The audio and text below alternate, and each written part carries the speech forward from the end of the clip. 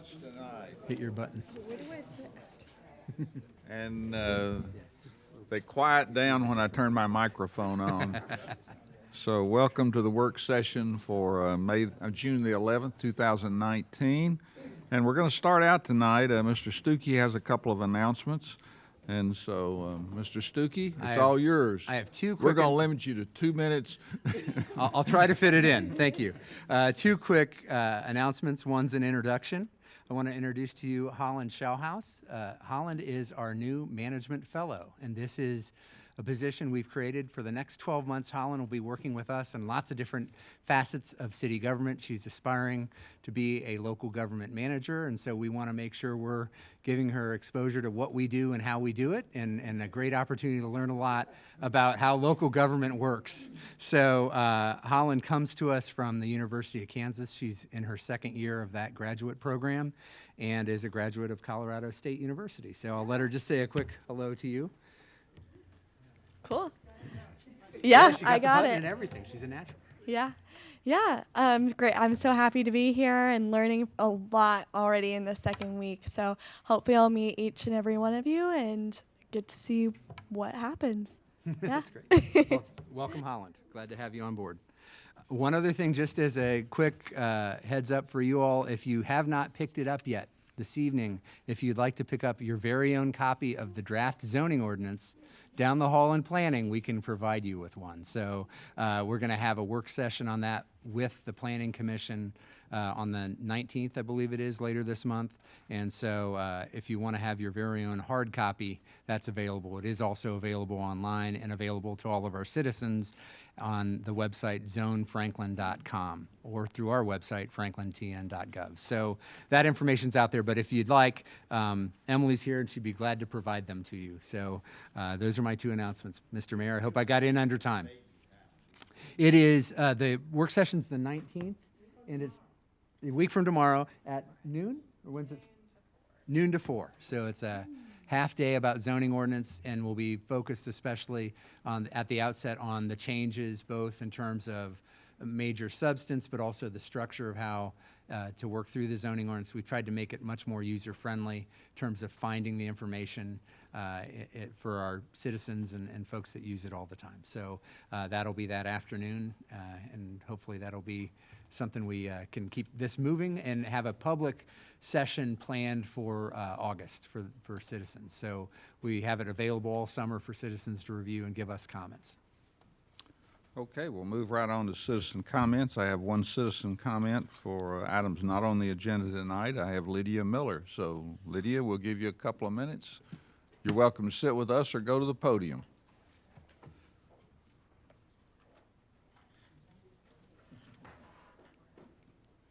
I told Mayor Moore I had no intention of speaking. I didn't know you could do it. And Tom won't listen, so I thought maybe y'all would listen. My concern is the number of apartments that are being built in Franklin. To the best of my knowledge, I think right now single-family units make up 57% of the housing units in Franklin. And if all the apartments that are approved will be built, I think the units, and I could be wrong here, but the single family will go down to 51%. I'm concerned about the stress that the number of these people coming in so fast puts on our sewer and our water, and of course everybody's talking about the schools. But I'm also, my biggest concern, it all goes down to the character of Franklin and why people moved here. Thank you very much. Thank you. Thank you. We'll move right on to a rebuttal now. We have tonight former Mayor Tom Miller with us, who is going to help introduce consideration of Resolution 2019-35, a resolution approving the adoption of the Americans Supporting Americans Agreement, City of Franklin Contract 2019-0130 to support the 4th Battalion, 5th Special Forces Group A at Fort Campbell. So, well, it's always a pleasure to appear before this body. Over the years, we've hired great people, have a great staff throughout all of the departments. but the intern that city administrator just introduced, I have only one thing to say to her: rock chalk. There you go. It is with particular pleasure that I want to introduce to you all the commanding officer of the 4th Battalion, 5th Special Forces Group. You will know them as the Green Berets. And so that is Lieutenant Colonel Brian Mulhern. And with him is the executive officer, Major John Tolliver. And another major slipped in here, John Staub. Yes, sir. Major Staub, also with 4th Group. So it's with a pleasure and with encouragement that I would urge you to approve the adoption of the 4th of the 5th Special Forces Group. Thank you. And we do have a resolution drafted to help provide that or lock in that support, which has been longstanding, but gets us in line with the Americans Supporting Americans program.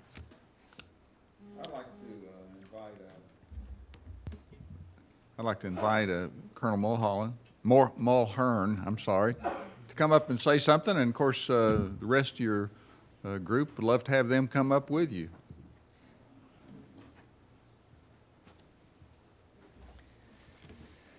Again, Lieutenant Colonel Brian Mulhern, the commanding officer for 4th Battalion. I just want to say thank you so much for your support, and we really appreciate it. Again, I think the entire 5th Special Forces Group has a real strong relationship with the community. Obviously, we all essentially live in the community. I think keeping up relations and having strong ties such as this is essential to making sure our soldiers and families feel supported. So thank you very much. And they have nothing to say. But thank you. I really appreciate it. Oh, yeah, please. Sure. So I'm Major Charles Stabb. My wife and I live in East Nashville, and so I make the commute every day from East Nashville back to Fort Campbell for work under Colonel Mulhern. We love our time in East Nashville and come down to Franklin frequently with our 2 daughters to enjoy the community here, and are excited about formalizing the bond between our unit and this great community. So thank you very much for having us. Hello, and I'm Major John Tolliver. Right now my kids are hanging out at my aunt and uncle's house off Ralston. My aunt and uncle have lived here for a very long time, and Franklin's very near and dear to my heart, so we appreciate your support. Thank you.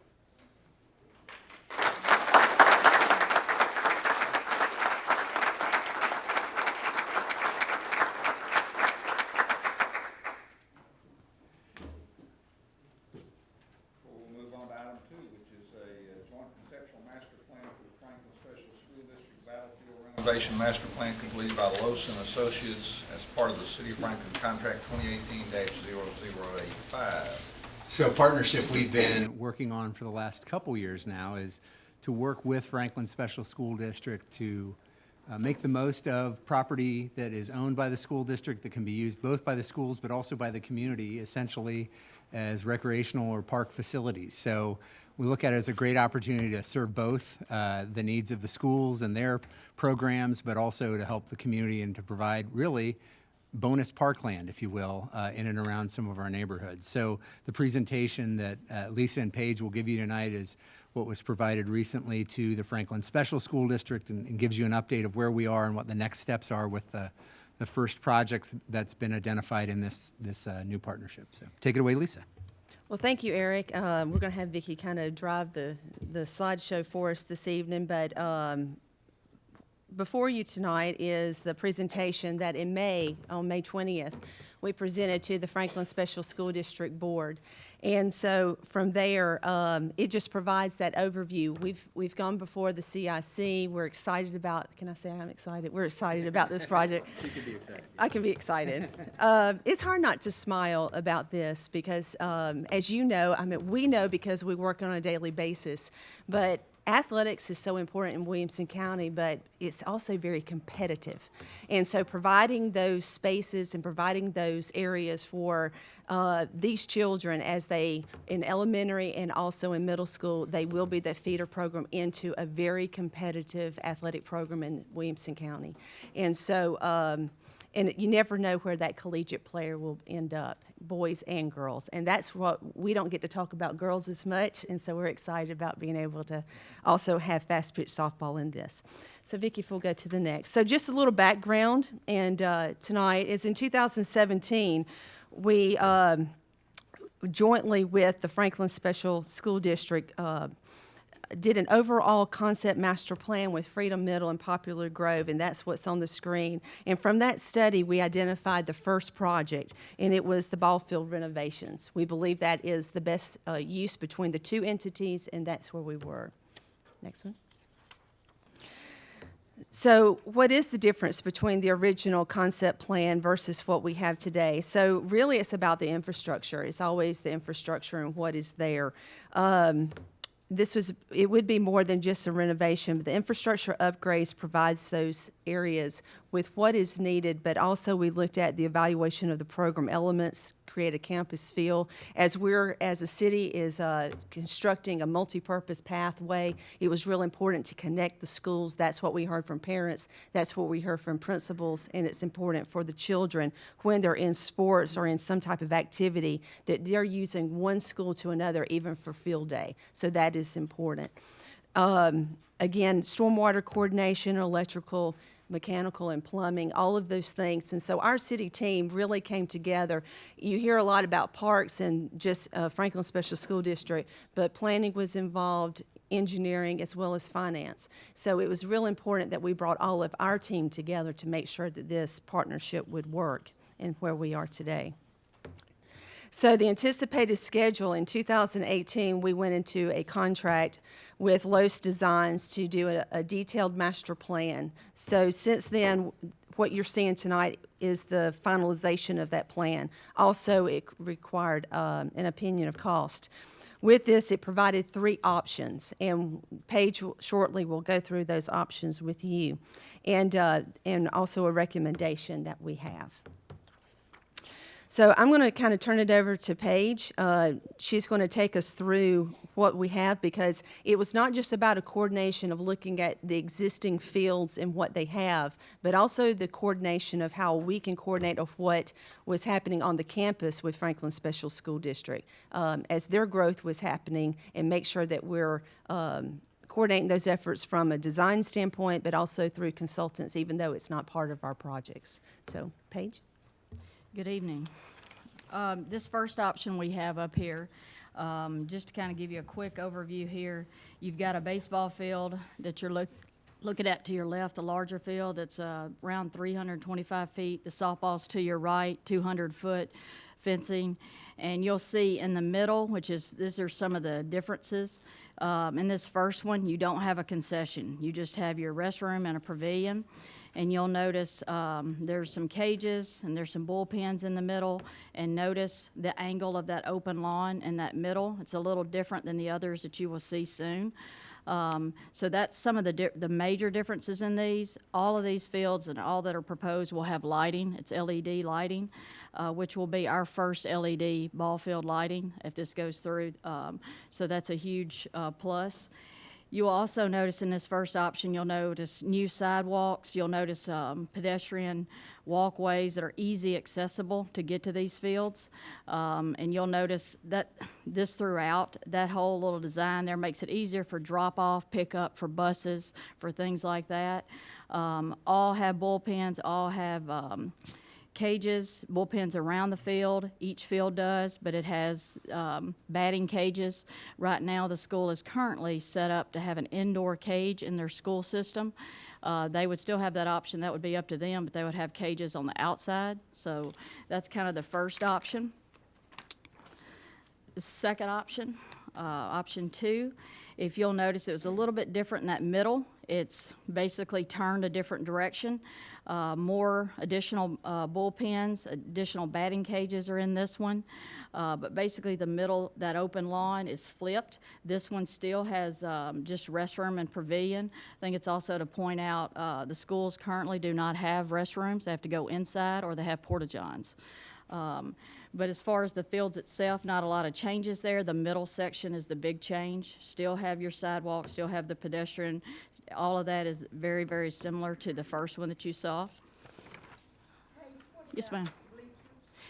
It will have bleachers in there. They're really tiny. You would have to blow this up a little bit, but it's actually, we'll get to that eventually here. But it is slated to have covered, like shade structures over the bleachers, which we don't currently have in our system, but this is, you'll see pictures of it here soon. So yes, every option has that. The last option, option 3, this one is your major difference one here. If you look in the middle, still flip the same as number 2. The big difference is you'll see one side has pavilion / restroom, and the biggest difference is it has a concession. For us, probably just as much as the school, this comes in very handy with having tournaments. I don't really know how you function without a concession. We have them at Jim Warren, we have them at Liberty. If we're gonna do all these other items, it's kind of a necessity in my opinion. This one does have same batting cages. That, like I said, the biggest difference is adding that concession to that one. And this one also, it has material storage. I didn't mention that earlier, but they basically all that. It's at the end of, if you kind of look, it's really tiny, but it's important for us to have an area to store clay, sand, things like that. So that's included in there. It also has, all of these will have a drivable road so you can access it to work on the fields. That's been thought out as far as the maintenance goes. And again, all of them have LED lighted, all are irrigated. And this one option, or alternate 3 here, is actually the one that's being recommended by both parties.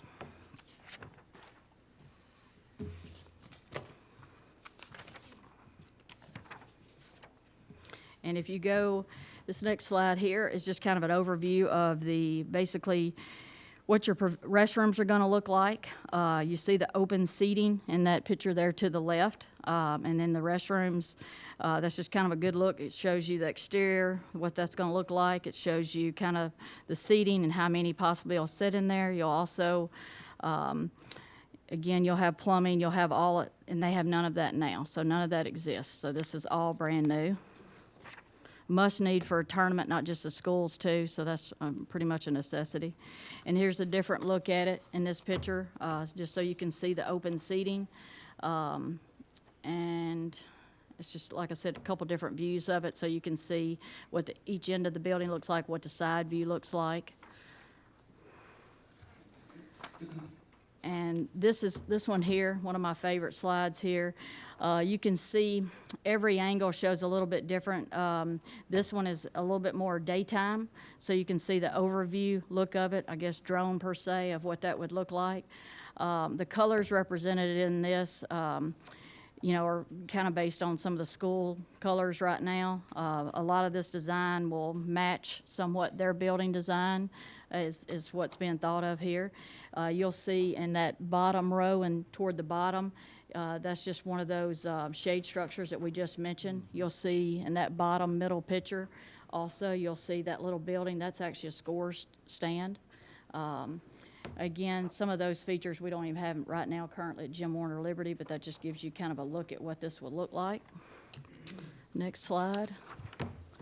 This is the evening picture, so you can see it lit up. This is the LED version I was just speaking of.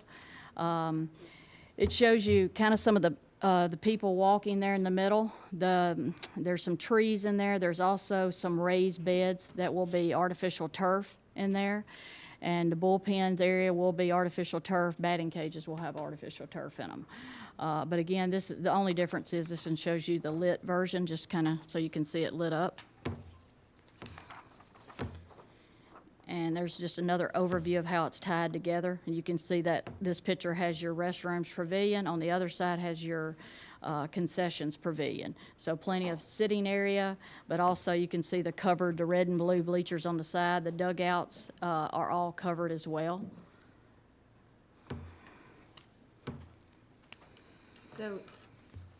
So with Paige going through kind of what the overall view, and now with today's technology, being able to see what that would look like was very important, not only just for us, even though we do this, but it was also important to be able to show the superintendent, the board members, but also then share that vision with parents and principals as they take us through or talking about the project in itself. So part of the overall scope of this contract was to do an opinion of cost. So we asked them what it would look like for the overall. The overall, what you saw tonight, and this is broken down, itemization on the sheet, is $5.4 million. We are looking at, since the beginning of this contract and this partnership with Franklin Special School District, we have split everything 50-50. That is the way we would enter this particular contract. This is the way we would also do construction. So the total amount is 5.4. If you'll go to the next slide, please. We also asked, what would an alternative look like if you were to do this in phasing? So about half the cost. However, we also wanted to understand, and this is where engineering and Paul Holson really helped us from his view in understanding the utilities and the stormwater, is what would be the mobilization cost if you did this? And so even though you cut the cost on the front end, the mobilization, this actually might be a higher project in the very end if we do it in phases. You've got to finish the stormwater. You have to finish the things that are running. And we actually have sewer pipes that are running through this area. So it was very important for us that we believe, so that we meet, for them, Title IX is you also have boys as well as girls sports. We all do it at the same time. And that way, those shared facilities are ready as we go through. Part of what we would look at, and part of the discussion on May 20th, is that they asked, would we receive something such as a shared use agreement? So our goal is this summer is to work toward finalizing a shared use agreement. So who pays for what once the construction is complete? That's important. The way we're looking at right now is that we would take care, because us having the personnel and having that capability of us taking care of the existing ball fields at Jim Warren, we would go across the road and do the same here. During the school season, they would take top priority, and then on weekends and then summertime. We're really looking about Memorial Days when our tournament schedule starts. Here's where the supplementation of us being able to utilize a field, we're averaging about 40 teams in a tournament, but we just secured, and with several facilities in Williamson County, we've started an 84-team fast pitch tournament. So we work with the CVB and make sure that is tourism, that is the athletics that we have, but having a place like this, we could utilize both of these facilities for those. But again, it was very important to understand that the school has top priority when their school is in session. So next steps. And if you'll go past the next one, as well as to the next, so I can show. And so, go back one, Vicki, if you don't mind. One, please. My apologies. So if you look at basically the current costs, we're looking at this in about 3 fiscal years. Once you do the design and what's before you this evening, you have the construction design agreement before you for the voting session, is to move this project forward. But you're looking at around 10% out of this fiscal year, around 85% for construction the following fiscal year, and then another 5%. Next slide, So please. this specific project is in your capital investment priorities. And it, at least in the initial prioritization, it came up pretty high. It looks like it's in the funding zone. As we talk on July 2nd, we're having a work session specifically on capital investments. You'll see how that lays out within that priority group, and that helps gives you a sense of how this relates to your other capital priorities. So we're trying to move these along together with those prioritizations, but obviously we've got a funding partner here that'll help us pay for half of this construction cost. So Absolutely. this is being integrated into your other capital priority decisions. And what was the amount in our other capital? What we carried? We were- carried over $4 million with what is shown in the capital, but we were, again, with the funding model or so, it would show to where then with the new cost estimate, because we tried to carry the full amount. But as we ran into some infrastructure, that amount went up. So this is the 5.4. But realistically, the city would only pay half of that, so the 2.7. Yes, sir. So in saying that, this kind of gives you the timeline as far as we've kind of laid this out as 12 months for the construction and documentation with permitting. It would take about 2 months to bid, and then construction would be 8 to 10 months. And while they're under construction during the year, it's been asked of us, would we be willing to accommodate the schools as far as their athletic programs while this is under construction, and we would accommodate that.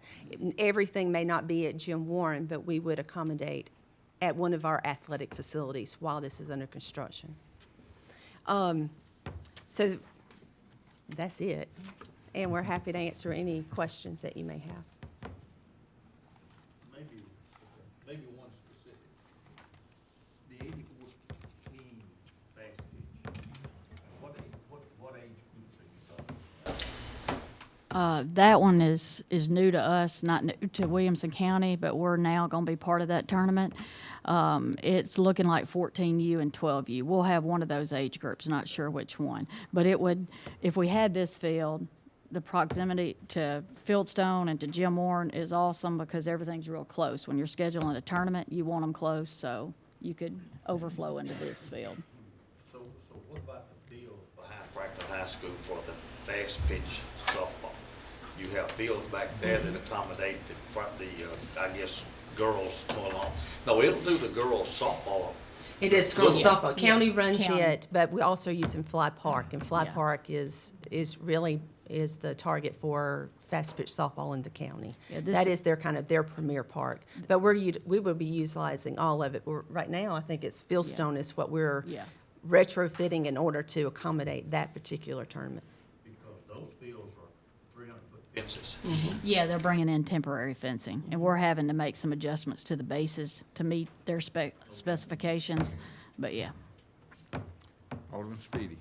Just curious, what are we going to call the complex, or any initial thoughts on any fields? Because I know we've got one current Freedom player in the Major League Baseball. So. That's right. School system, that's a little bit harder, I think, than for us to name. Is that right? Amen. Something to consider. Alderman Blanton. Sorry, still getting used to the green button. I think this is great. I don't have children that are still in sports, but one of the things that I was pretty adamant about, which I see is on the plan, which makes me happy, is the track that goes around the whole property. Because I think that's important to activate for people, whether they're spectators or practices, so that there's more than just the one use. And I think it could be used whether the field's active or not, for neighbors or even people around. So thank you for making sure that got on there. And the Franklin Special School District Board was very adamant to make sure, and Dr. Snowden, that stayed and that was part of that project, because they too see the need for it. Alderman McClendon. Bear with me for a second. I've supported this project with enthusiasm from the beginning, and my kids are grown and out of all this now, but I used to tell people that if they needed me to just go to Jim Warren Park and wait, I'd be there soon. And there were times that I thought about getting a duck blind and setting it up over there, because it seemed like if I wasn't here, I was there. The reason that I think this is such a great project is the same reason I've supported particularly athletic fields all over the city, and I'm glad that we're finally going to build another one. As I recall, we have not built a ball field of any kind in the city of Franklin in well over a decade. And just the population alone suggests that we should have done more and sooner. So I'll support this and a lot of others. My reason for that is that, decades, generations ago, you wouldn't have had the luxury to have kids grow up doing things like this. But that was because families and communities were organized around survival. And so children of this age would have been with their parents and their adult mentors, non-parents, to learn survival skills and learn skills that were useful and necessary for the good of the entire community. And that's how kids were socialized into becoming adults. You took your son out and taught him to hunt, for example, when he was old enough to do it. And that was a full-time thing. Well, we don't have to do that anymore. And so sports and other organized activities, but I'm a jock, so I can speak to this. Sports for youth are the surrogate, the replacement for that kind of organized, supervised activity where adults other than your own parents teach you how to be a part of a group and teach you how to cooperate and communicate and succeed and fail in a controlled environment. And so it's not just softball. It's not just baseball. It's how we make youth into functional, useful, productive, adjusted adults. So this is money well spent, and I'll advocate for this and virtually any other athletic oriented park I get the chance to support. Alderman. I just want to make a comment about our relationship with this exterior sports event space. Is there any conversation regarding basketball, things that's inside the school, basketball courts, or some type of relationship with that? Because there's everybody that plays softball, or baseball. There's kids who play basketball or volleyball or something. I think it is. I think this is our first step at moving forward with the school district. I think for sure in the future, yes, we could do things indoors that we can't do out that hits another population of interest. So absolutely, I just think this is our first step to get there, in my opinion. And it's a good step. Thank you. Alderman Peterson.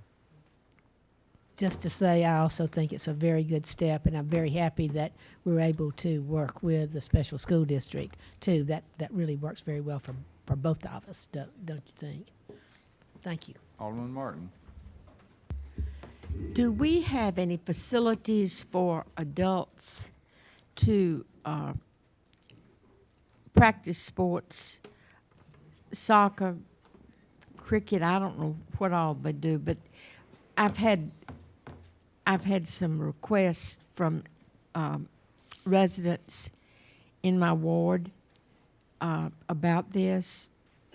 They are concerned because there are lots of men who will practice or play in their neighborhoods on school grounds, and they don't think it's appropriate for the neighborhood because it's loud and it's boisterous, and I don't know if there's drinking. I don't know what there is there, but they're concerned about it. And I don't really have anything to tell them. I don't really know. Do we have any places for adults? Well, currently, we don't do anything with soccer because the county does. So they do that. We do more baseball. As far as cricket goes, Lisa and I have a meeting that we're setting probably July or August to meet with that group. Because unfortunately, we don't have an adequate space to provide them. They require usually the size of something like a soccer field. And it's something we're looking at, like the multi-purpose field that we have coming soon at Liberty down the road. But currently, they do struggle to find space, and I know that to be true. I know they use different schools. We don't give them permission, but obviously they're there. They're looking for space. A lot of those teams play in Nashville, and it's a huge population. And they're struggling to find not just practice space, but like where they want to play their games at too. So, unfortunately, like I said, between baseball, lacrosse, and football, that's our biggest, and softball, we just don't have an adequate field for them. But we are meeting with them to look at their demands and what they need moving forward to see if Liberty would be a fit, at least for practice. It wouldn't be large enough for their actual games. Yes. But it could at least solve that problem, because a lot of them have told me they live in this area. We just, they struggle to find a space. The same with County, the same with Brentwood. So they have to go to Nashville. I know they play it on a couple Metro's fields and I know they play it specifically at a school, so. Thank you. Okay, we'll move on to item 3, which is City of Franklin Contract 2019-0180 with Cornucopia Consulting Group for Leadership Development Training in the amount of $39,150. One of the things our human resources team, along with our overall leadership team in the city, has been working on pretty intentionally over the last year has been some additional training around leadership and supervisor training, especially for our frontline supervisors, but also for folks that are aspiring to be supervisors. They may not be it today, but they want to work towards that. And so we've worked to identify some key areas of development, both for existing and aspiring supervisors.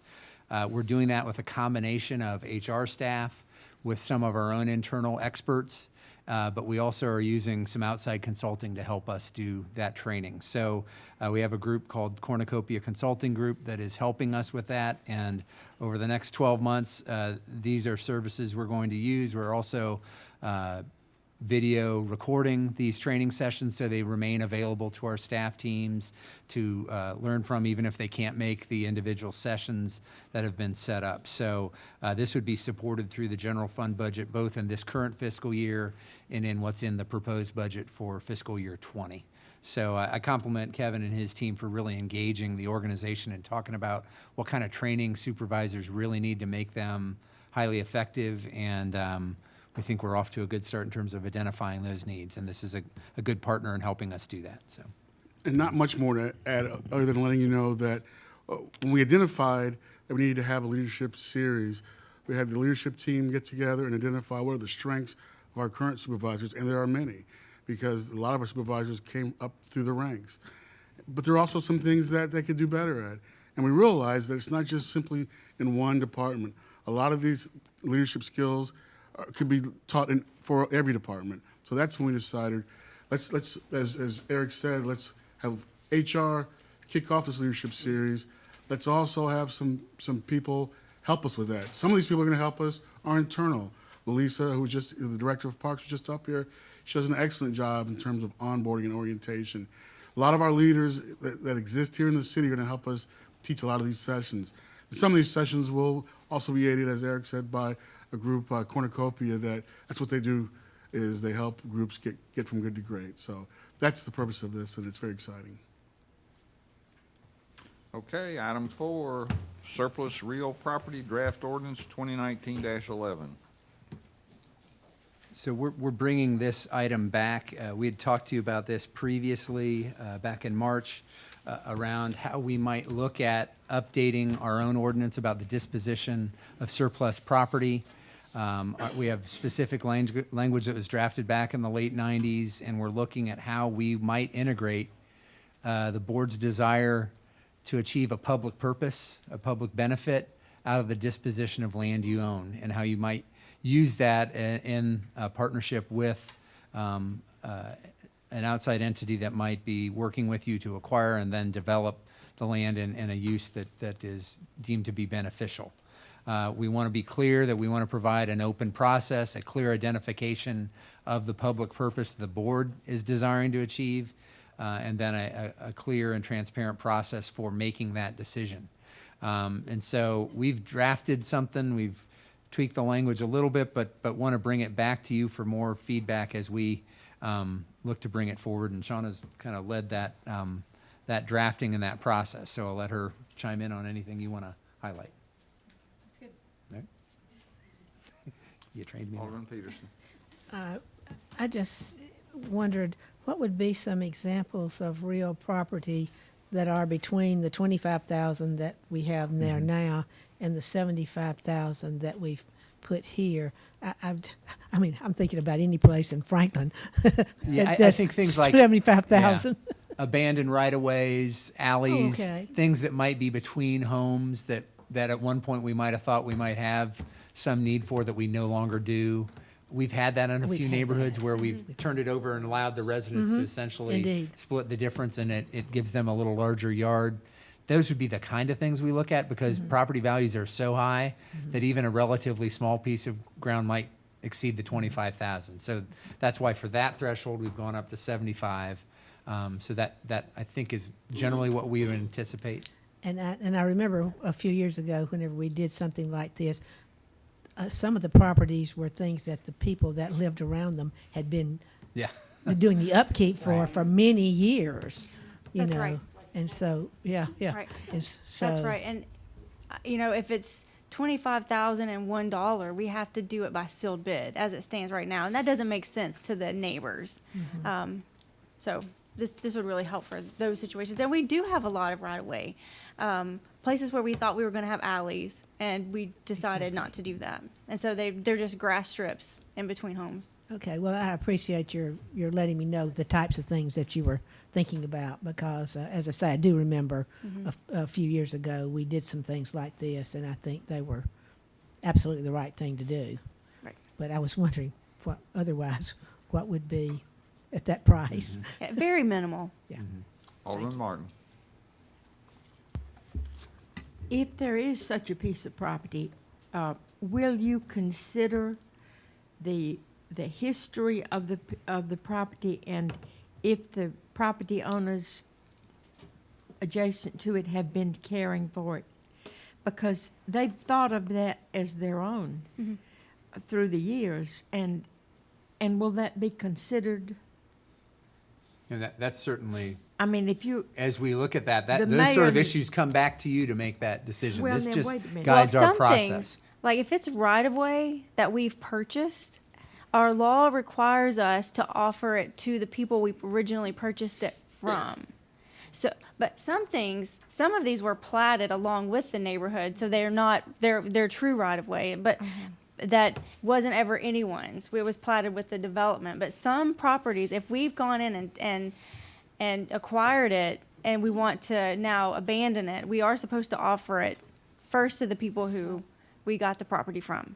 So we do have to go back and look, how did we get it? Alderman Berger. I can give you an example, Margaret, that we had right away in an area in Rural Oaks. It was between two homes, and they were maintaining it for 20 years or whatever, and we weren't ever going to use it. And so we offered it to them, split it down the middle, and that was done about 8 years ago or so, maybe 9 now. Okay. Right, but we still have to keep it under the 25,000. Otherwise, we have to do it by sealed bid. So, your property values are pretty high in Franklin, just the land, like Eric was saying. Well, we want to go up It's to currently 75. 25. We're proposing to Yes. go up to 75 for that threshold.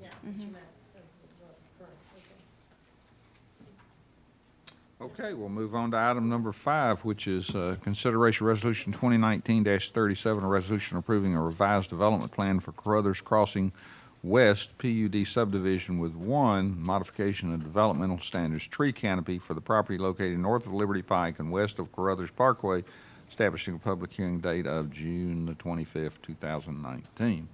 Hey. Thank you, Mayor. Essentially, this development plan revision is to do one MOS, to request a reduction in tree canopy preservation. The ordinance requires that this lot retain 15% of the existing tree canopy on the site, and that would equate to about 2.37 acres. The MOS request is to reforest 10% of the property, or 1.54 acres.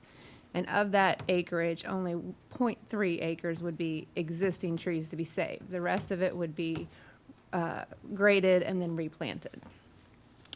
Although the applicant is proposing to replant at a higher rate than what we would require in the zoning ordinance for when tree canopy is removed or specimen trees are removed, this concept of reforestation really goes against the department's goals and the zoning ordinance. We discourage clear cutting, and we think there is value in keeping existing trees on site, regardless of their presumed quality, so long as they're not invasive, and these are not invasive trees. The existing tree canopy contributes to a healthier environment. It provides shade, reduces heat island effect, cleans the air, and reduces stormwater runoff.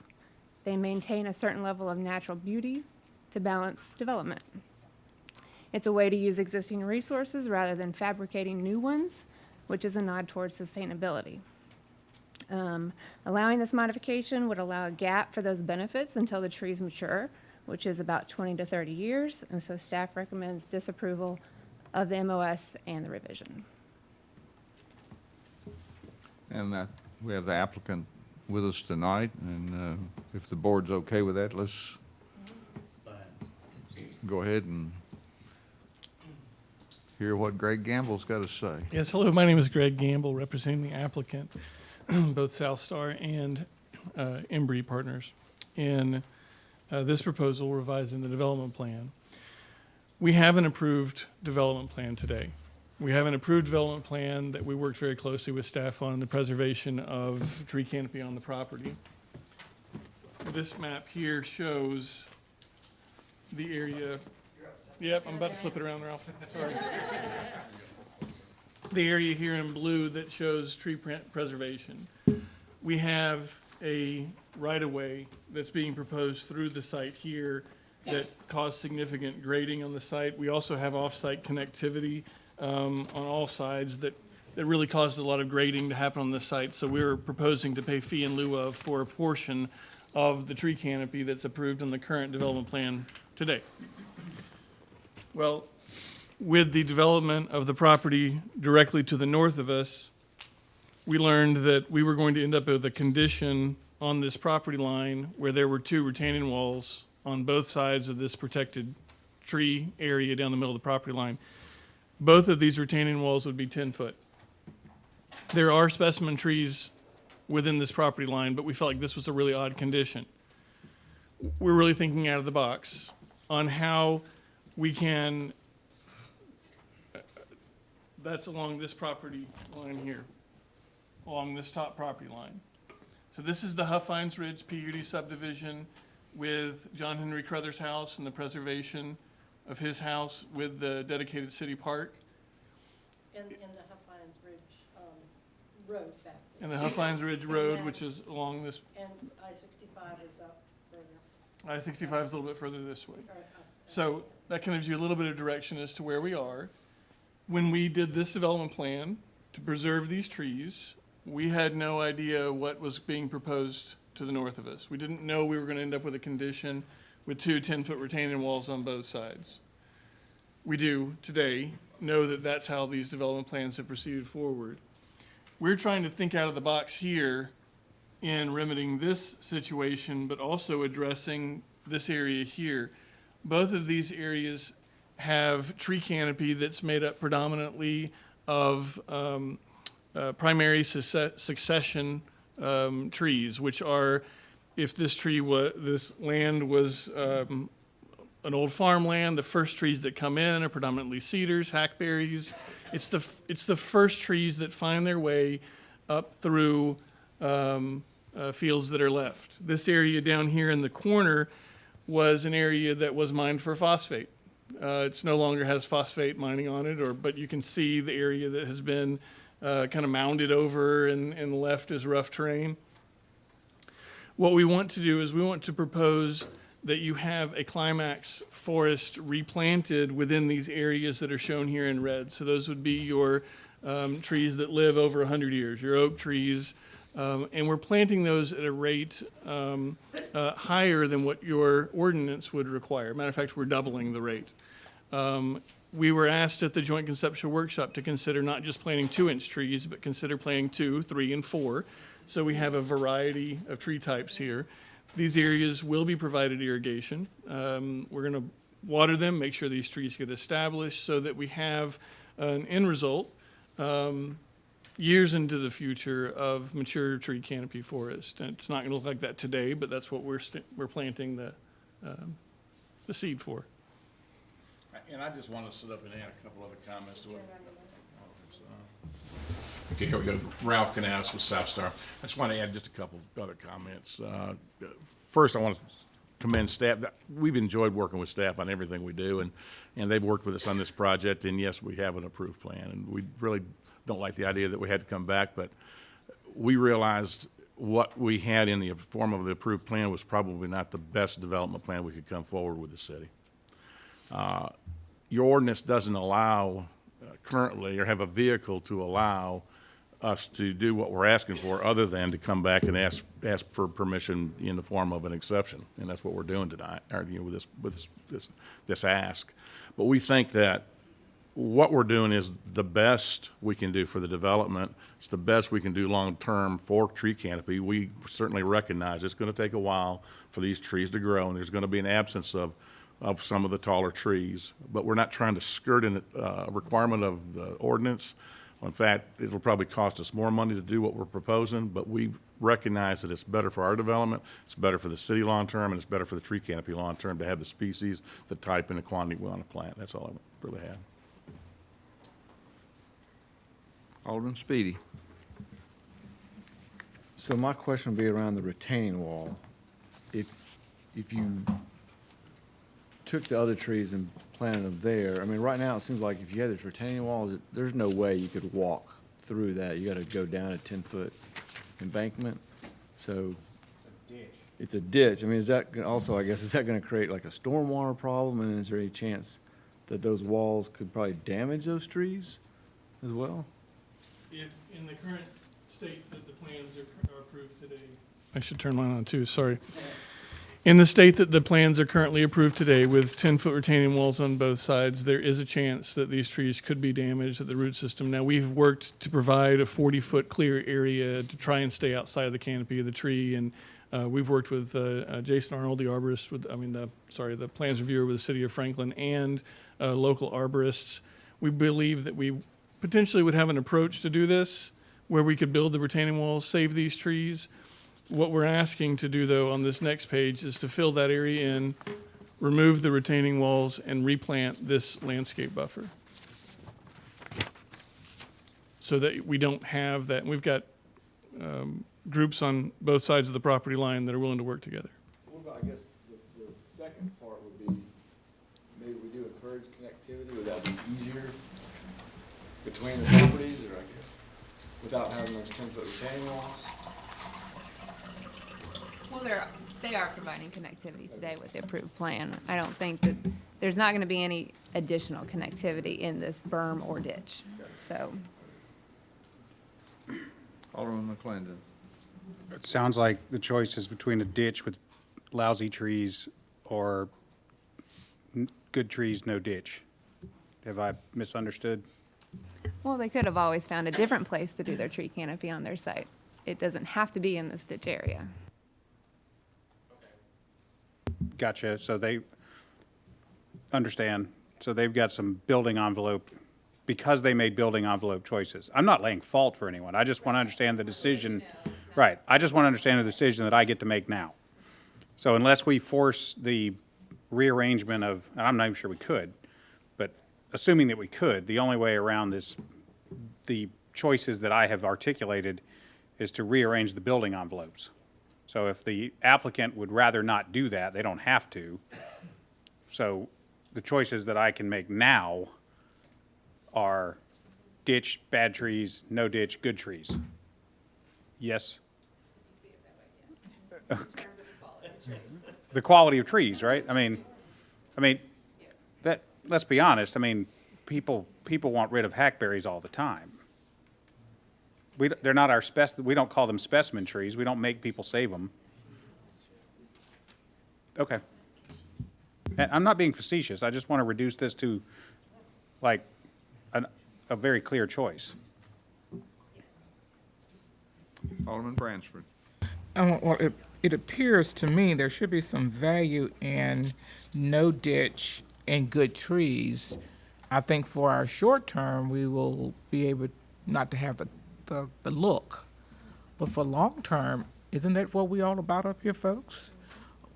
How things gonna look 10 years from now and 20 years from now?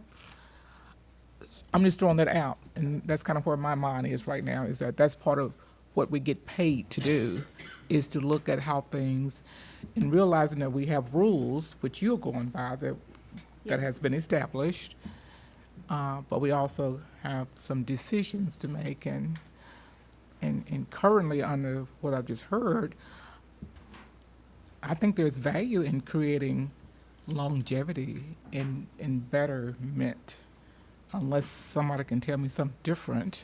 Well, I'd like to jump okay. on that. I mean, I Okay. think that's why you have this MOS process. I mean, staff just has to look at the question. Yeah, I'm on.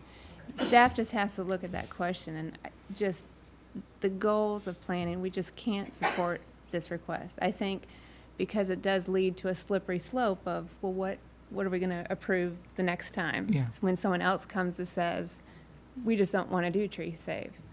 But that's why it's in your court to decide, is this appropriate for this specific site? Yeah, generally, there's a value to preserving existing trees if we can. So they've given you a well-thought-out plan to approach this issue. This isn't a clear-cut one. I mean, it's a 5-3 vote at Planning Commission to recommend it, is the way I understand it. So, we're just trying to help you Yeah. understand the Yeah. complexities of this, but it's a good goal. That's why we have it in the ordinance. We want to keep it there and support that where we can. Yeah. And they're giving you an option here, and that's exactly what Amy said. This process gives you a choice to look at something outside of what the ordinance says. Alderman Berger. And thank you, Amy, for your, Well, we all know that not every piece of land is created equal. So we do, I don't see it as setting a precedence of what happens next when somebody else comes in, because all land is different and all developments are different, and we really do need to look at it. And Pearl, I totally agree with you on that, you know, what are our goals in the future? And my interest is in a good-looking tree canopy over there. Trust me. The people over there, they want great tree canopies. We don't want those hackberries.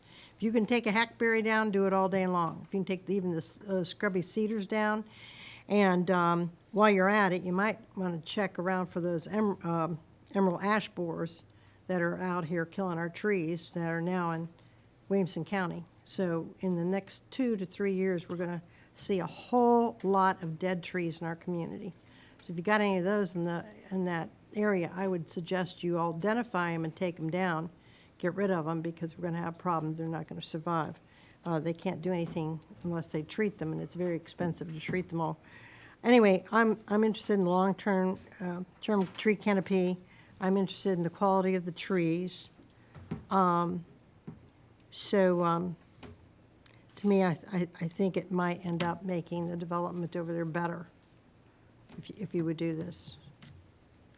Alderman Barnhill. Well, I think when we look down the road 20 years from now, we would be much more pleased with the approval of the MOS and the better trees and the better quality of tree than it is what we've got out there now. I understand staff's position. I mean, we've got a zoning ordinance. They're pretty much locked in, and then it becomes our decision as far as an MOS is concerned. But I think 20 years down the road, 15 years down the road, you'd have a much better looking project and a much better looking tree canopy out there than you would have the scrub cedars that I see when I drive by through there. And the unique thing about them, they are scrub cedars. They're not even good. You couldn't even make a good Christmas tree out of those things. So I would support the MOS and the modification of standards that you're requesting, simply because I think it would improve the project and make it 20 years down the road or 25 years down the road. And we suffer some on the beginning if we look at a certain project, but I don't have a particular problem with looking down the road and supporting this particular modification of standard. Alderman Martin, and then Alderman Peterson, and Alderman Berger wants to say something else again, so. I just want to ask a question. Since there are so many cedars there, that indicates lots and lots of rock. And I don't know whether or not you can make these wonderful trees grow in that kind of soil. Given the excavation, the grading we're going to be able to do, doing on site in order to create the development that we're going to create, we'll certainly be able to create planting areas that will allow the trees to grow, and we're going to maintain those trees to make sure they grow. That's part of the beauty of the reforestation plan that we do have. We can irrigate them, we can maintain them, we can make sure that we get growth over time. Will you have to do a lot of blasting to get rid of the rocks? There will be some blasting activities, I'm certain, yeah. No different than we had experienced across the street at Crothers Crossing East. And that will help us move the rock that we need to move, but we'll also have soil that's sufficient and areas sufficient to plant the trees. Okay, let's wrap it up, last two. Just very quickly, how will this affect the Huffines Ridge PUD on the other side? I mean,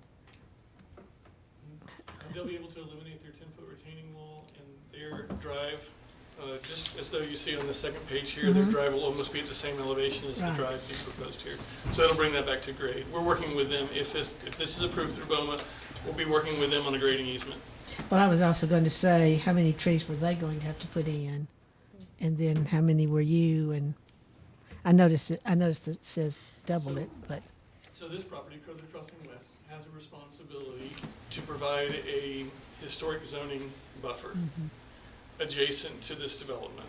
That's the responsibility here of not only preservation, but also of replanting the plants. They do not have that responsibility. Okay, thank you. Alderman Berger, real quick.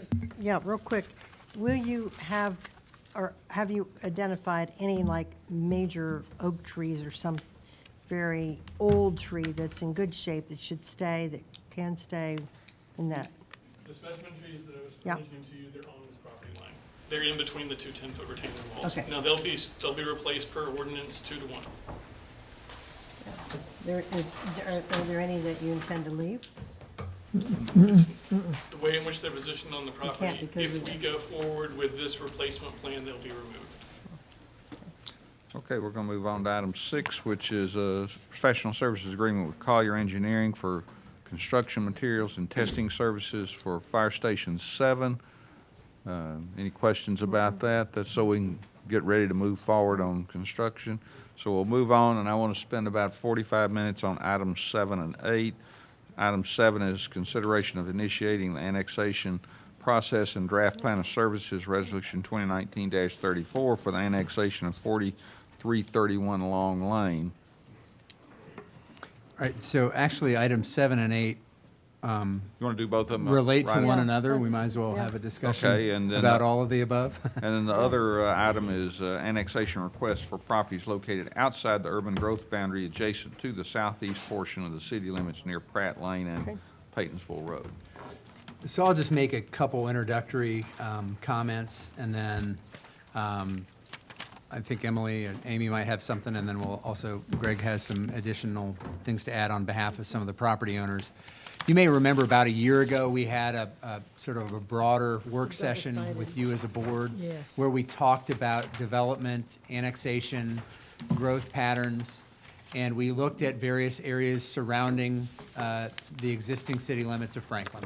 We looked at both urban growth boundary, and we looked at areas that were contiguous to the existing city limits.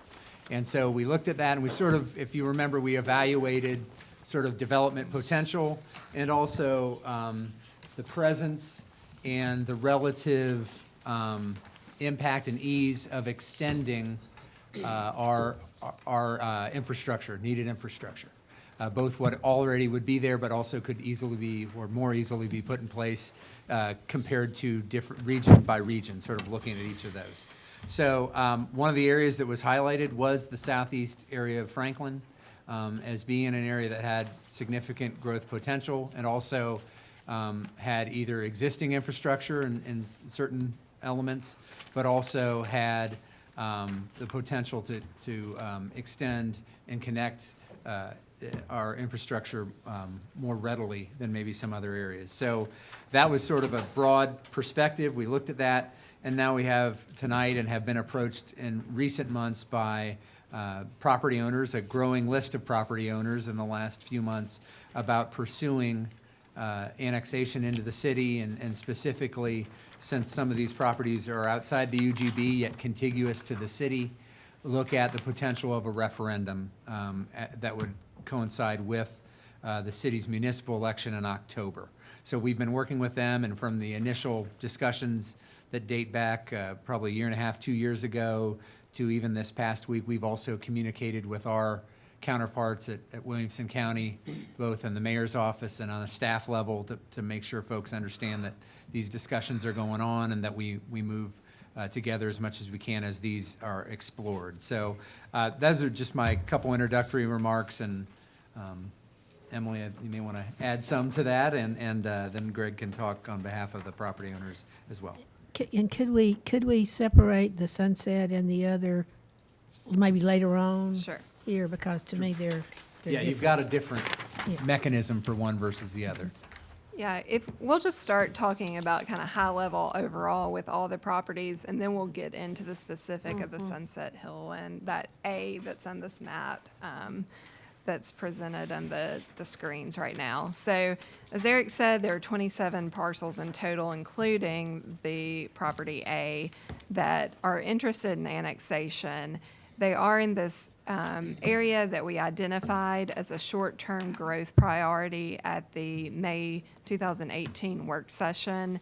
And staff does see that there's a lot of merit to considering, from a high-level concept anyways, annexation in this area, not only due to the proximity to interstate and as the Long Lane overpass, future Carruthers Parkway coming down, but in addition, it really is envisioned as being a mixture of uses, continuation of some of the uses at Berry Farms, as well as inclusion of some residential areas that we are lacking in the rest of the city limits.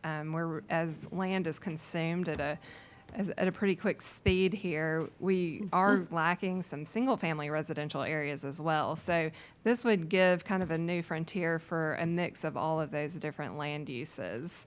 And then, since this is outside the UGB, there is a totally different process in order to proceed forward with an annexation. So we wanted to give you an outline of what that may even look like to see if you would even want to consider moving forward in this type of process. And of course, we're just here for discussion tonight. But what a process might look like is coming back to you the June 13th work session, give us a little time to look into a draft plan of service. These are areas that we didn't necessarily plan to extend sewer to originally, or provide solid waste services, different things like that. So we really need to look into what a draft plan of service may even look like for this area. And at that June 13th work session, we could bring forward that draft plan of service to you, as well as really discuss whether you would want to move forward with holding a referendum.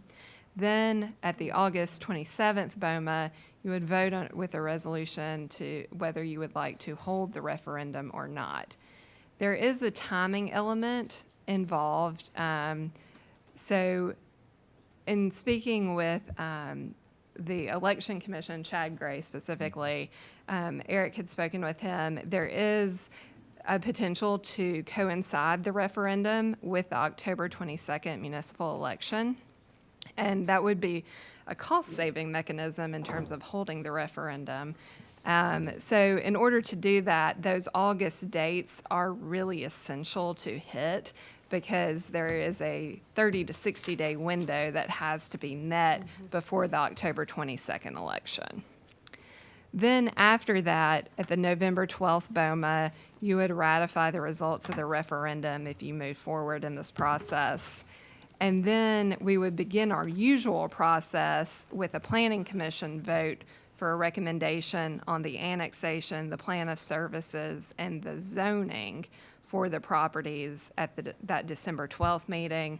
Then it would continue on to the Board of Mayor and Aldermen for the usual process for the plan of service, annexation, and zoning at that point. So really, you're looking at potentially a process that goes all the way through March 26th, and that's pretty consolidated time frame.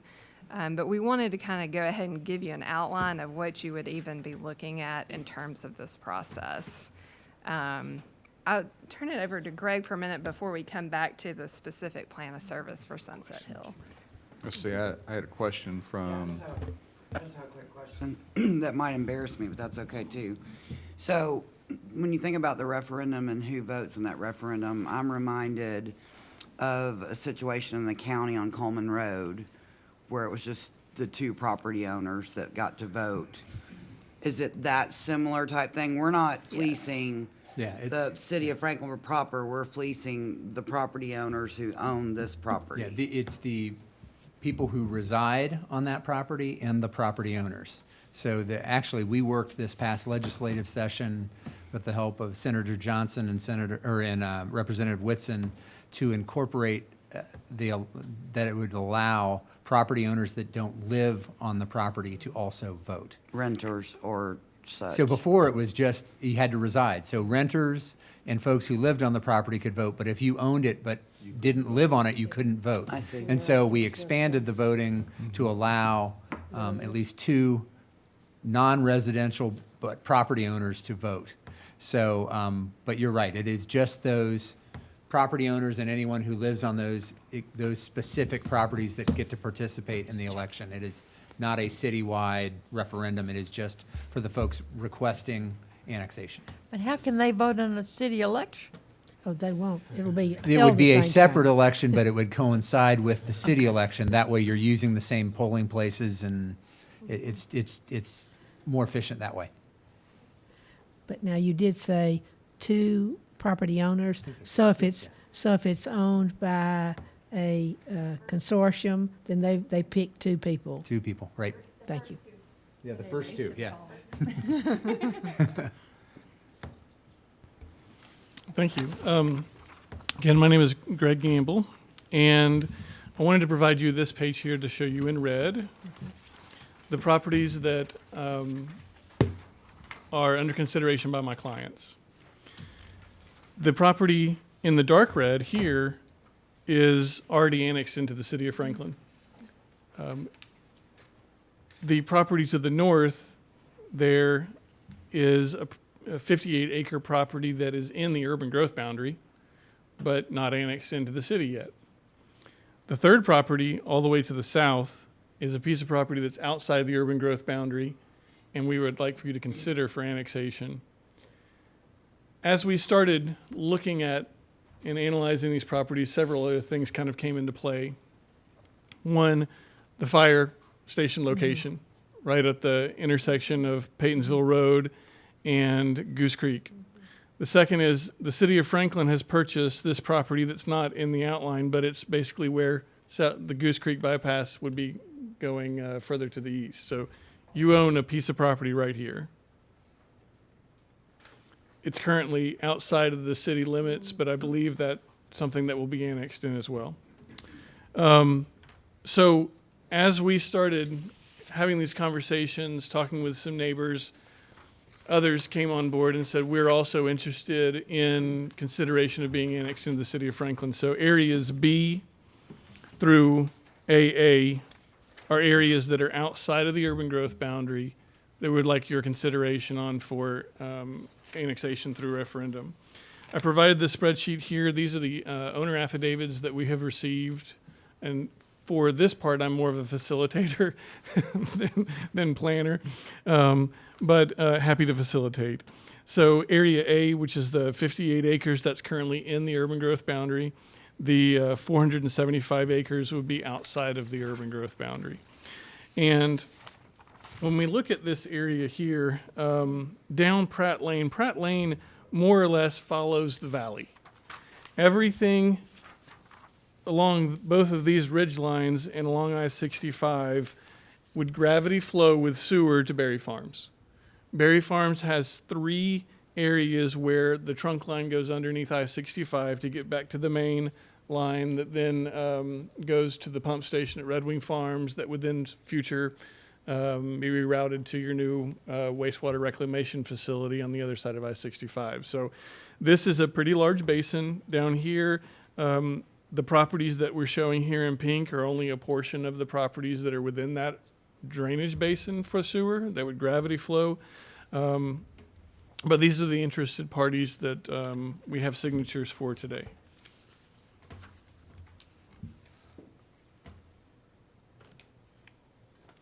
One other point, when Emily was talking about moving through the process, it's our understanding, what we've been telling the property owners is when you are annexed into the city of Franklin, you're only annexed in as agriculture or as a state residential. It's not until Envision Franklin is rewritten for these areas where HHO is applied, where the policy areas are applied, that they would actually be able to request a rezoning to something different than a state residential or agricultural.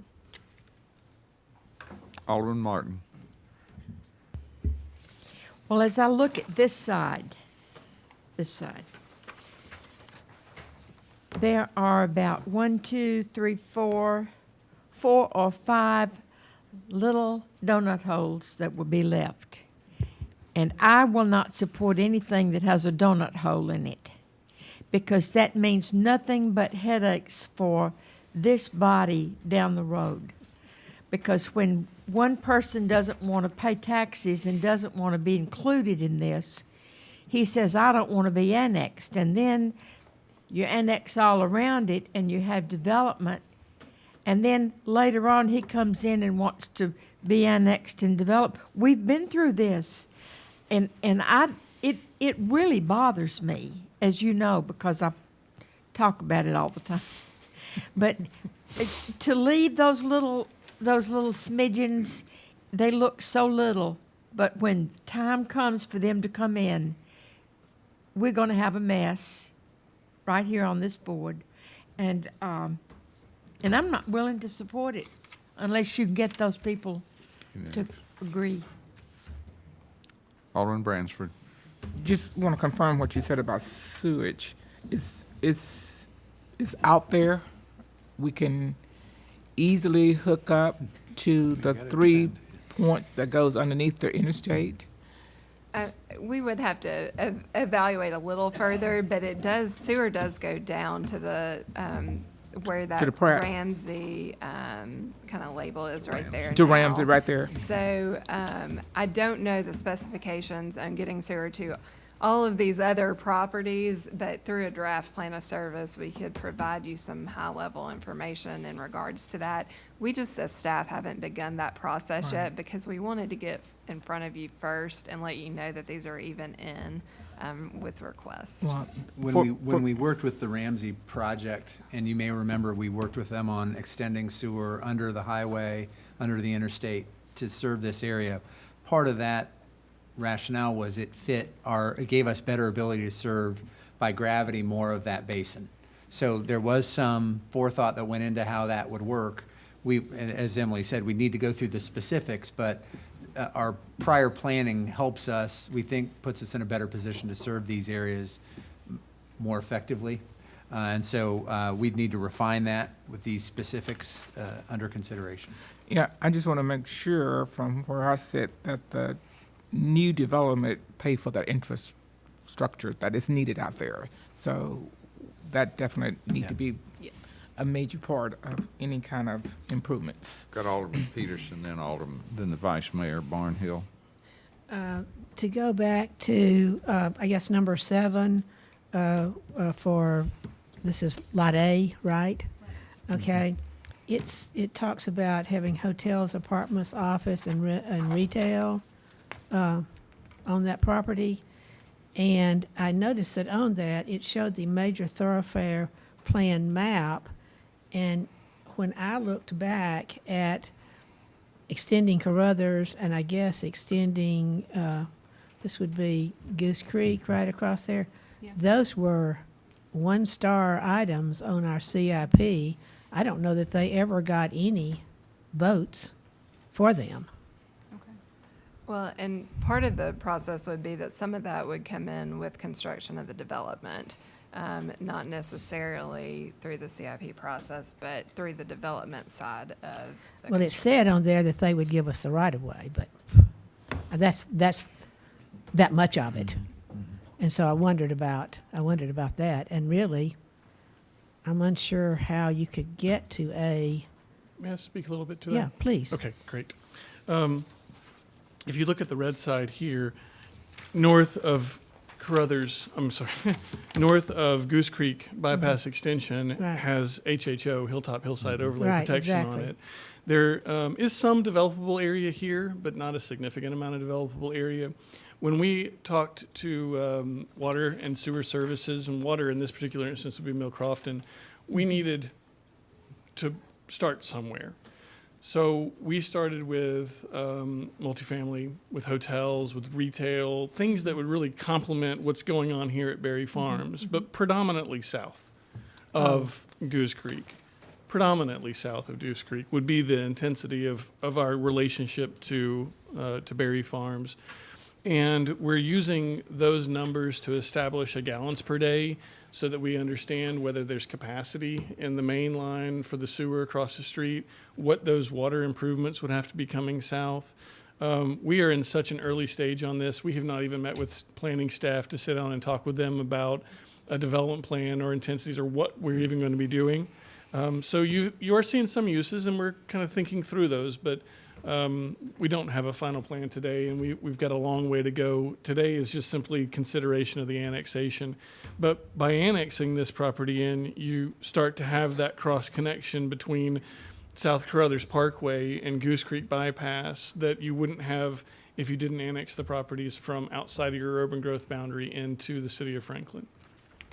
But as I say, though, I mean, it looks like in the second part that's already inside the city limits of Franklin, you could use Paytonsville Road, such as it is. But It's I don't- required to be improved even for Berry Farms. Right, right. Berry Farms has to dedicate right away. Berry Farms has to add laneage.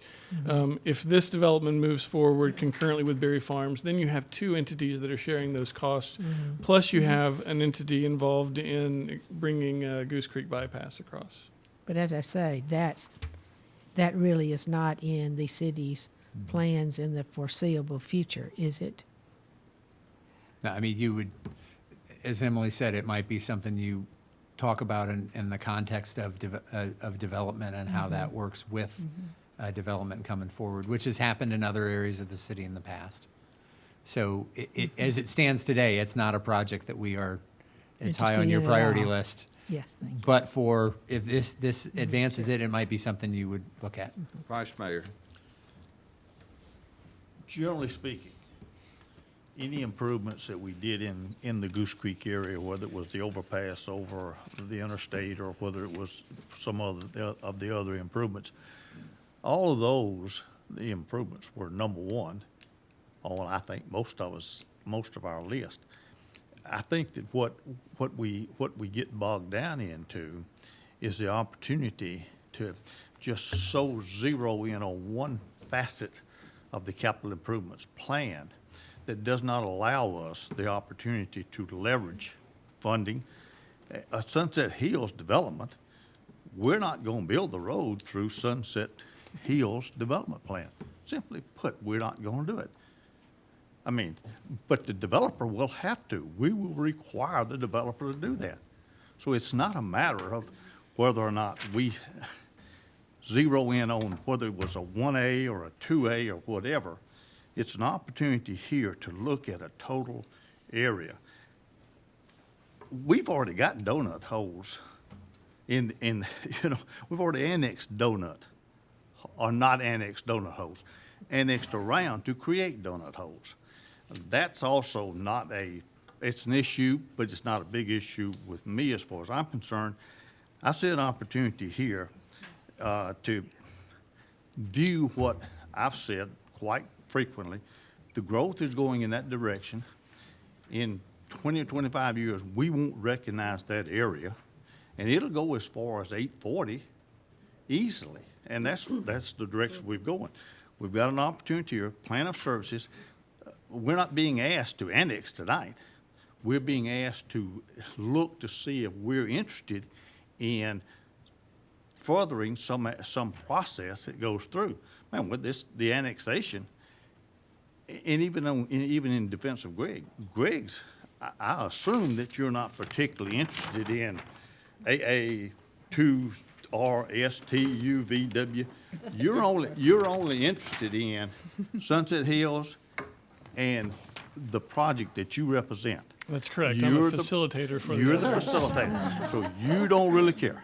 So what we're being asked for, are we as a board interested in looking at these annexation requests and whether or not, and the vehicle that allows us to get to that particular means or ends, and I'm certainly interested in looking at those things, and I'm interested in knowing what's involved in those things. And there's one question on the table tonight, are we interested?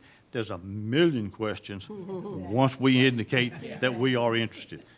Those we will, so we'll have 1,000,001 questions that we'll need answers for.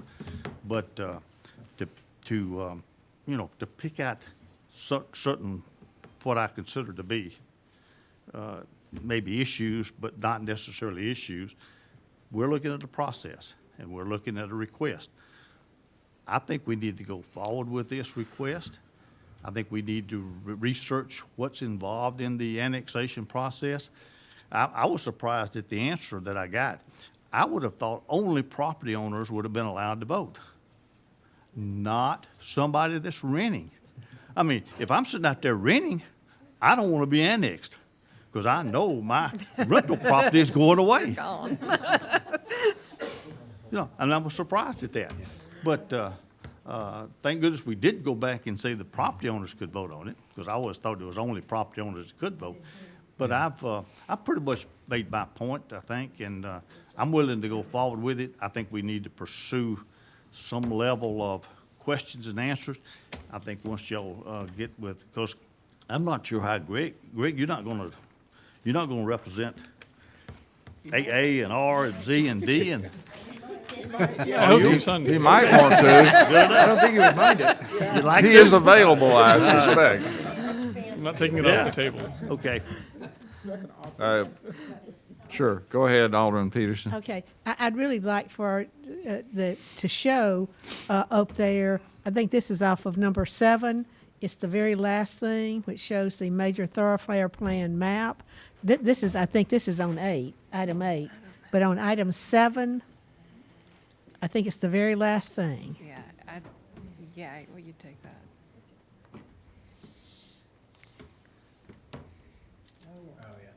That's it. Thank you. So, if the one in hatch marks is what, the sunset? Okay.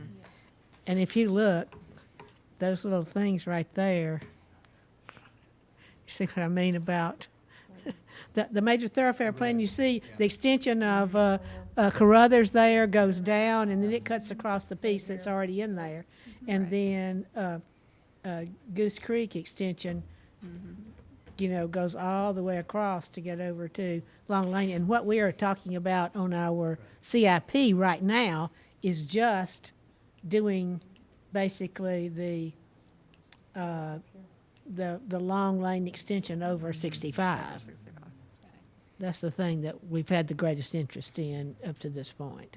So I just wanted to put it in context, that's all. Alderman Berger? That's good, thanks, Ann. I agree with Clyde on this, that I'm very interested in looking at this.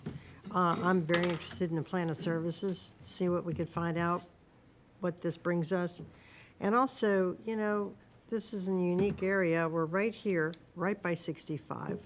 It's very similar to McEwen. You've got, just right off the interstate, you've got this area, you've already got some development going on here. You've got sewer, you've got some infrastructure, we've got some decent roads that can definitely be improved. The roads are there that can be improved. And sewer and sewer capacity, I'd like to look at some of those plans and services for that. So I'd really like to move forward to at least study this and see what it brings. I got a couple of comments, if I might. I think the county commission had a meeting the other night where they were discussing land use, and a lot of the comments in that particular meeting, from what I read, focused on how the county is rapidly expanding into the rural area, and it's losing some of its rural nature, which is part of their vision.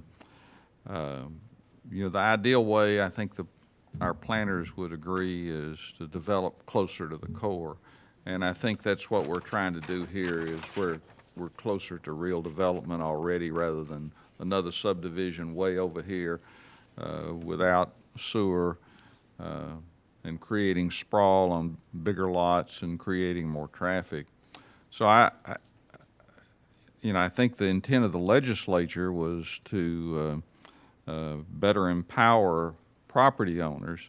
It's had some adverse effects because of the change in the legislation, but we have property owners that want to be considered and want to be part of the city. And so, I would advocate that let's take a look and see if that's something we want in our plan. Also, it gives us the opportunity, if some of these, particularly this property A, I think it is, or M or B or what, no, it's A, to have them pay for some of the roads and let us focus on other areas in there. So we do have one citizen comment, and I'll give Mr. Abernathy if he's awake. I'll give you a couple of minutes tonight. Thank you. As long as you don't mention the other property. Will not. The 58-acre plot A that we're talking about here, of course, extends down the rest of Long Lane to the east from the property you mentioned. And we have tried real hard in discussions with our neighborhood about the development that's going on Long Lane, that we'll have a model or an example of what we can expect on the rest of Long Lane. I realize without owning the property, you can't determine that for exact, but I'd like to ask the alderman to think about the folks that are in Carruthers Cove, which is a part of Ladd Park, and also Brindley Point, that are much closer. If you look at this map, they're much closer to this line that we're talking about here. This is Brindley Point, this is Brindley Crossing, this is Carruthers Cove. They're going to be like right across the street, and they need to be considered. I realize that the growth's coming. I knew that. That's why I tried to get ahead of it as much as I could and share it with people. Thank you, Alderman Speedy, for keeping me up to date on what was going on, so I had an idea of what we were going to be seeing tonight. But I think as we continue to grow as a community and adjustments are made along the Berry Farms area, which will be commercial, I'm just asking that there be a good transition model set up between the residential part, this Ladd Park, and the Long Lane residents there, so that they aren't overwhelmed. That's what I'm asking for, is consideration of that, and we have a great buffer there. I'm looking forward to the development that's going to be along Berry Farms, the Paytonsville Road area. It's going to increase, I think, the value of our properties by being more convenient. Everybody wants to be within walking distance of everything, or riding a bike. I won't ride a bike, but I'll drive my truck. But you guys make great decisions. Franklin is one of the best places to live on the survey. I got to hear that presentation, I think, on the May 28th meeting. I want to keep it that way. I plan on staying where I'm at for the rest of my life. And I know the neighbors that are in Ladd Park want to make sure that the development that's around them adds value to their property and also adds value to the community of Franklin, not just Ladd Park. We see the things that happen around us that are beneficial. I have confidence in you all to make good decisions, because I wouldn't have moved here if I didn't have that confidence. Franklin's a great place to live, and I'm looking forward to seeing what happens. I will say I worked with Mr. Gamble extensively on the other project I won't mention. And I'll tell you, the thing that impressed me as working with him is he is very considerate of issues when you bring it to him, and he looks for solutions that make it fit into your neighborhood. And there are a lot of positives that happened during the discussions that I had with him over basically since this thing started in November, the thing I'm not going to mention. But anyway, it's been a long process, and I know tonight is just the beginning of that same type process that will go on for quite a while. So God love you for going through it again. Thank you for having a place that I wanted to live in and that my wife wanted to live in. And I think we're lucky to have you all leading us. Thank you. So I think we have a few comments from staff, Mr. Stuckey and Ms. Hunter. I have just a real quick, Emily kind of laid out for you a rough guideline in terms of the schedule. Let us know if you have any concerns about that schedule, but the sense that you could pair this with the municipal election and add some efficiency to the process if you've got 27 property owners that are interested. It seems to have some merit, but we've laid it out to take you to that point. So there's a couple work sessions between now and the first meeting in August that we targeted to bring back some more information on this. So if you have a desire for us to bring any other elements, we need to do some staff work between now and then. But if there's something you want to hear about this process or something specific related to this topic, let us know and we'll work to fit that in. We've got a little time. That's why we wanted to get it to you now so you could start thinking about it. So I just share that with you, and I'm assuming that schedule makes sense to you, and we'll proceed with that unless we hear otherwise. I did just want to mention, Greg had alluded to this earlier, but especially on this most northern property that's actually in our UGB, that is in the regional commerce design concept in Envision Franklin. But there are numerous considerations and recommendations and policies that are in that design concept that talk about transition. And that will be a priority for staff as well as the applicant in designing a development plan for that site. So that is something that we will all take into consideration. I just wanted to, be sure to mention that. And then since we haven't spoken specifically much about the actual plan of service for this one property, this will be moving forward to a public hearing to initiate the annexation process in July.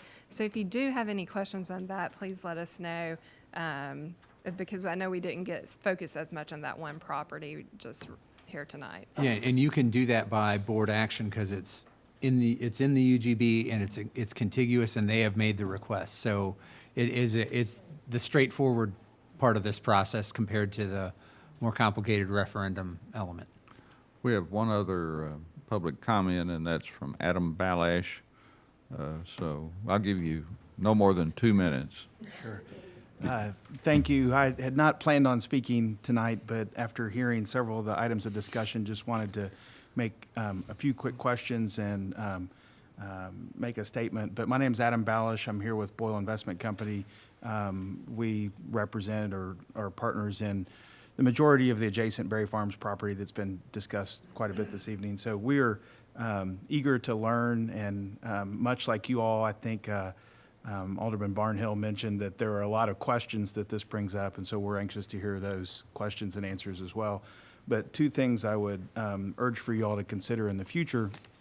The first is that there is currently, with Berry Farms, there are PUDs in place that were created when we thought, at the time when that was approved, that they were the outer edges of the urban growth boundary. So there are items within the zoning ordinance that require any modifications to those PUDs to go back before BOMA, and we kind of generally term those the PUD trigger items. So as you begin to look at connectivity and the types of development that occur around the periphery of existing PUDs, just be cognizant of that. Currently, we heard earlier a modification of standards that was to do with basically the fact that staff has to deal with kind of black and white regulations. And one of the black and white regulations right now is that there are triggers that enact BOMA review. And so that would be one thing just to consider as this plan changes. The second one is simply to point out something that some of the aldermen on this board may be aware of, but some may not, given its time. But at one point in time, when Berry Farms was first being discussed in 2005 time period, around the very southern tip of this map, the MPO had approved a additional interchange. As you begin to ask questions and learn more about this overall area, would just urge you to kind of uncover that and find out what opportunities there are if you take a look at this continued growth and obviously the infrastructure that goes along with it, what opportunities there are to kind of dust off the cobwebs from those old MPO documents that spoke towards that interchange at that location. So that's all I have. Wasn't there also a proposed overpass from Stream Valley into? There is in a very faint. I didn't have anything to do with the creation of this map, but if you were to zoom in, there is a faint dash line that is an overpass that would kind of straddle the border of Stream Valley and our Chadwell property with Reams Fleming. So there is a proposed second overpass that I assume would somewhat mimic the overpass on Long Lane that's being discussed. that is, I believe, still in the works and something that Mr. Holzen or others in engineering could probably speak more closely with. He's probably designed it as a hobby of his or something on the side. So.